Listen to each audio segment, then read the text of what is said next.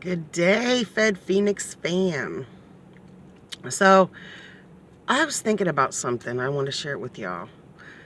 I've heard so many times in life this phrase being used, and I'm sure many of you have also. But a lot of times in life, I've heard the phrase, referring to people, who get prison time, on high level drug offenses.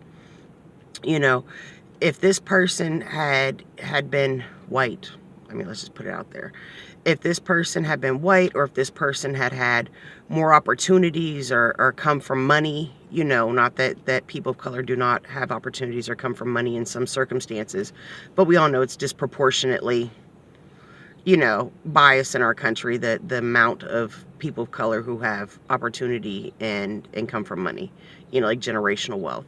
But anyway, but I've heard many times, and I'm sure you have too, or many of you have, that people say about someone, if he or she would have, came from money or had more opportunity or grew up in a different environment, they wouldn't have been a drug dealer. They wouldn't have been a kingpin. They would have been a CEO. And I think that's true for a lot of people I've known. However, think about this. CEOs go to prison too, usually federal, because they tend to do high-level crime. And so white CEOs go to prison, Not everybody's able to buy their way out of the box. But so with that in mind, I was thinking to myself, of individual people. And there are definitely people I know that I think, had they came from a higher economic bracket and had more opportunities and a higher education level, they would not have been people who ever went to prison. But there are also people I know, in all honesty, let's just be, we can be honest with one another, that definitely, had they come from generational wealth and opportunity and grew up in an environment where education is emphasized, and had a higher level of education, they still would have found themselves in federal prison at some point in life, because of who they are on a very fundamental level. Because they are people who are, enough is never enough financially, or people who are very boisterous. And, when they accomplish things, including criminal things, they feel a need to overshare that, particularly with the wrong people. Not that there's any right people to share criminal activity with. I mean, not that you should be doing criminal activity. But if you do, being a private person is certainly one of the greatest things you can do for yourself. But I was thinking to myself, of one particular person that I know that's doing well over a decade in federal prison. And not their first time either in Fed, and they've done state bids. But they definitely, had they came from, the most idyllic circumstances possible, they still would be going to federal prison. And then it occurred to me, the difference between CEOs and drug dealers is not, in the free world, CEOs right now, not incarcerated, not facing incarceration, and drug dealers, is not solely the level of opportunity or resources they've had in life and education. The difference between CEOs and drug dealers, in the free world, if neither get caught, I guess, is that. But in prison, a lot of people, especially in the Fed, like to distinguish between white collar and blue collar criminals, and, not that there aren't some white collar criminals who didn't come from privilege, not that there aren't some blue collar criminals who did, because there are. I mean, it is what it is. But I'm talking a majority role kind of thing here. But people like to, think that white collar criminals are kind of more hoity-toity, more refined, more whatever, somehow better than blue collar criminals. And then there are blue collar criminals who think that, I've met that think that white collar criminals are kind of at the bottom of the rung and blue collars above, because they tend to be more rugged and have more difficult life experiences and just be stronger people, perhaps mentally or physically. But really, at the end of the day, white collar, blue collar, drug dealer, CEO, as far as people behind the walls, it's all the same thing. These are people who fundamentally have behavioral patterns and thought processes that are counterproductive to them maintaining their freedom. That's the one thing everyone behind them walls has in common. That's one of the main things I really want to work on with myself, because clearly I have these issues as well, or I wouldn't be in the position I'm in. But I just wanted to talk about that. I mean, what do y'all think? What do y'all think is the difference in the free world of people that never catch a criminal case between drug dealers, high-level drug dealers, kingpins, and CEOs of like Fortune 500 companies.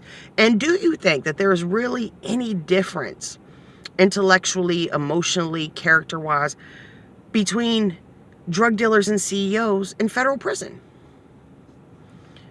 I don't think so. I think that the differences are very minute and trivial.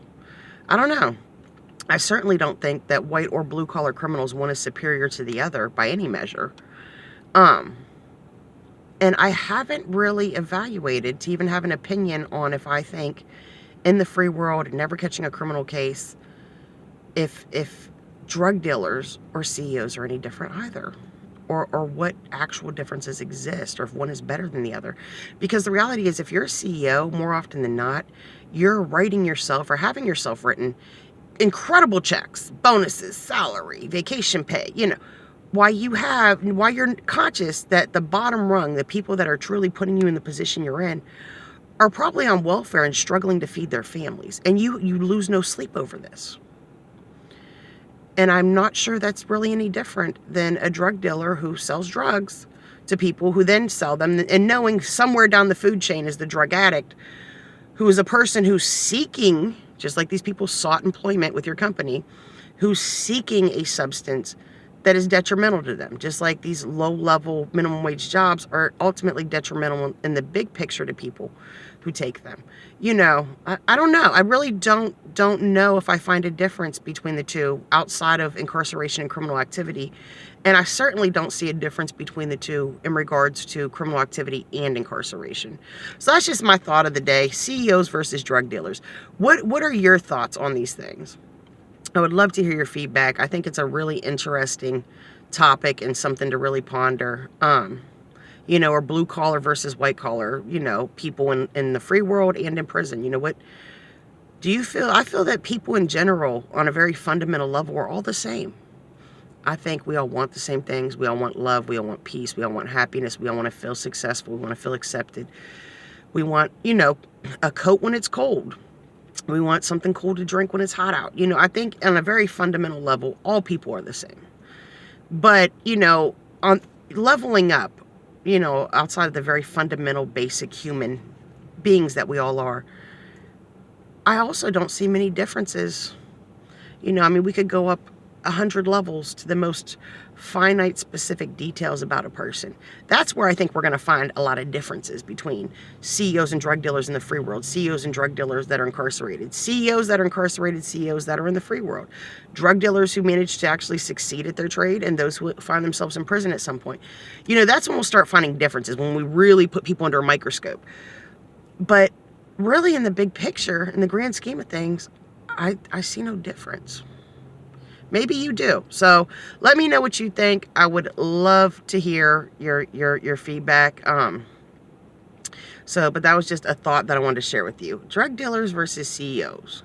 And of course, you got to break that into free world, never incarcerated, non-criminal, non-known to be criminal, I guess would be more the term, versus incarcerated or have been. I don't know. Like it's really something to really roll around in your head and kind of pick apart. And y'all know I'm an overthinker, and I pick apart and roll everything around in my head, probably way more than I should for my own benefit.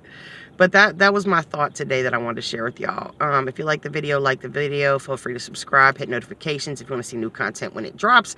As you all know, I'll be going to prison here in less than 2 weeks for a couple of years, and I won't be able to make content then. But as soon as I come out of prison, I will document my journey, halfway house, re-entry, rebuilding my life, all of that. So I look forward to seeing you on this journey, and I greatly appreciate all of you who are accompanying me on this journey. Okay? And whatever you're going through, whatever it is, remember it is just a slice of your life, and you will get through it because you have to. So fly high, Fed Phoenix fam, and I'll holler at you later.